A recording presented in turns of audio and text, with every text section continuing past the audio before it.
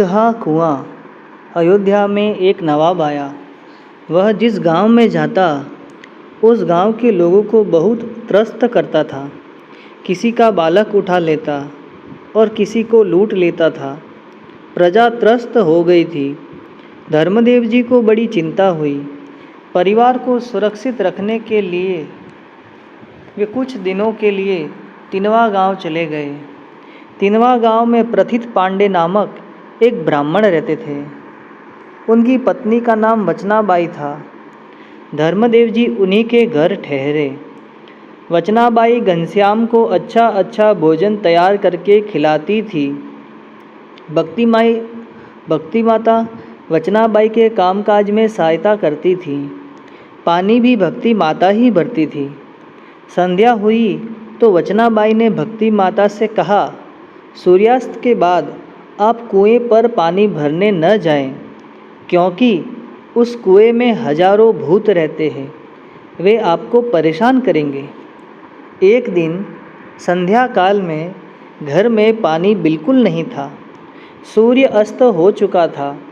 भक्ति माता को पिछली कही हुई बात का ध्यान न था और वे घड़ा लेकर कुएं पर पानी भरने चली गई।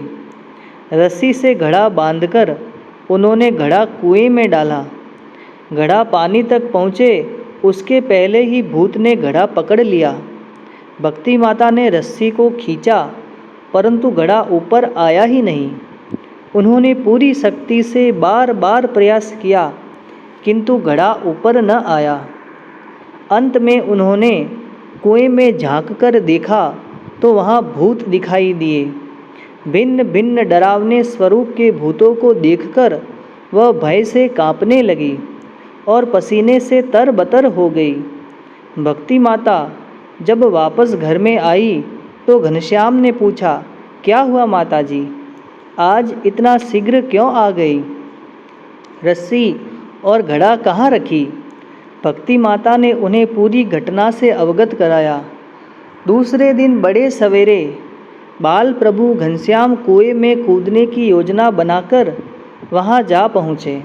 उन्हें देखकर गांव के बहुत से लोग वहां इकट्ठा हो गए और घनश्याम को मना करते हुए बोले, घनश्याम, कुएं में कूदने का प्रयत्न मत करो। उसके अंदर रहने वाले भूत तुम्हें मारकर खा जाएंगे। परंतु घनश्याम ने किसी की कुछ न सुनी।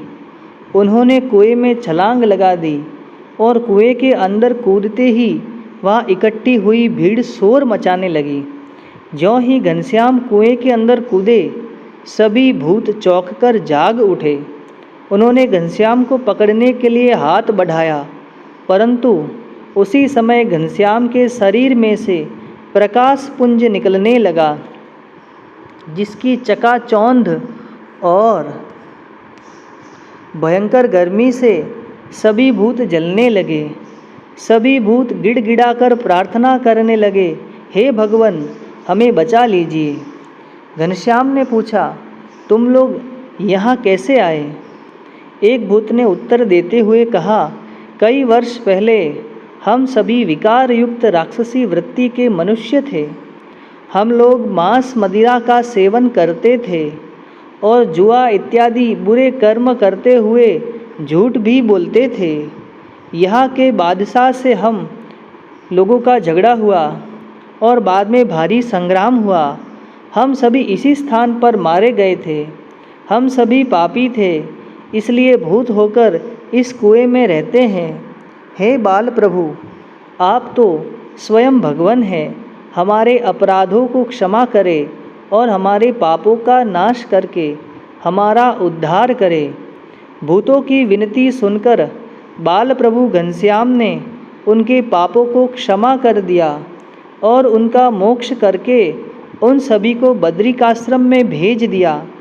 तभी से उस कुएं में एक भी भूत नहीं रहा।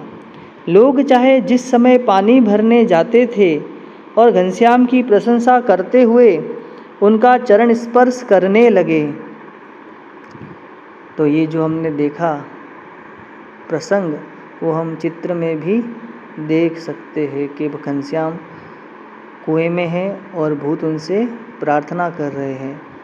श्री स्वामीनारायण भगवान की जय।